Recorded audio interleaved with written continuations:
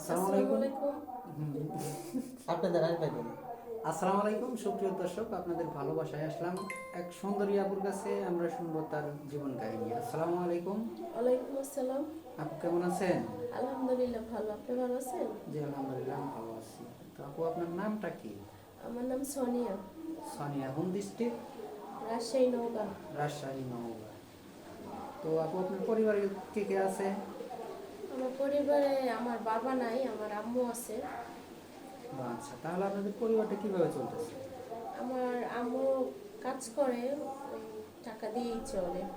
ও আচ্ছা, আপনারা আম্মু অন্যের বাড়িতে কাজ করে নাকি? জি। ও আচ্ছা। তো আপু মূলত আপনি তো এর আগেও আমাদের ক্যামেরার সামনে আসছিলেন, তো আপনি কি এখনো কোনো সাড়া পাননি নাকি? না, সারা পাইনি দেখি আবার আসলাম। ও আচ্ছা, এর জন্য কাকে দায়ী করেন? আমাদেরকে দায়ী করেন নাকি আপনার ভাগ্যকে? আমার ভাগ্যকে আমি দায়ী করি। ও আচ্ছা। তো আপু আপনি এই মূলত যে এখানে আসছেন, কেমন বয়সী লাইফ পার্টনার চাচ্ছেন আপনি? বয়সী বলতে যেমন খুশি হোক, কিন্তু তার মন ভালো থাকতে হবে, ওইটাই। ও আচ্ছা, বয়স দিয়ে কোনো আসা যায় না, যেমন না, হোক না। আপনার ভালো একটা মনের মানুষ হতে হবে নাকি? হুম।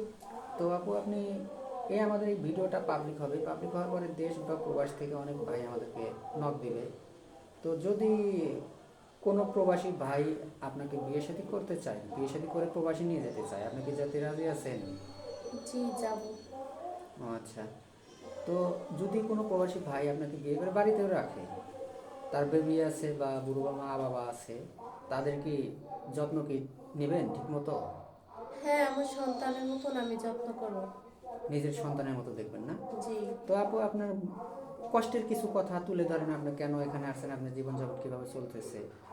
আসলে আমার মা বাসা বাড়িতে কাজ করে, তো আমাদের গ্রামে যৌতুক দিয়ে বিয়ে দিতে হয়, তো এত টাকা যৌতুক দিয়ে আমার মা বিয়ে দিতে পারবে না আমার। তাই এই জন্য আপনাদের কাছে আসছি যে আমার একটা ভালো মনের মানুষের দরকার। মানুষটা ভালো হলেই চলবে, সৎ হতে হবে, এরকম।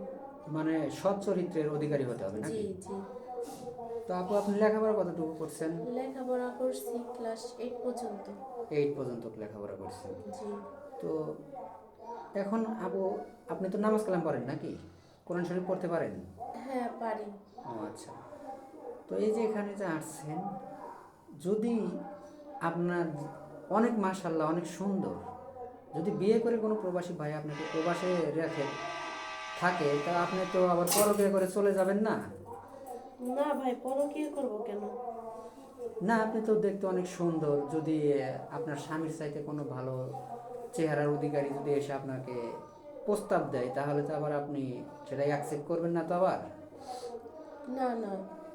সত্যি আমার বলতে, হাজবেন্ড যদি আমার সুখে রাখতে পারে, তা আমি হ্যাঁ সাথে থাকার চেষ্টা করব। জি জি, অনেক সুন্দর কথা বলছেন যে আপনার স্বামীকে নিয়ে আপনি হ্যাপি থাকতে চান নাকি? জি। তো ভিডিওটা আর বাড়াবো না, ভালো থাকবেন সুস্থ থাকবেন। আর একটা কথা আপু, আপনার কি ফোন আছে?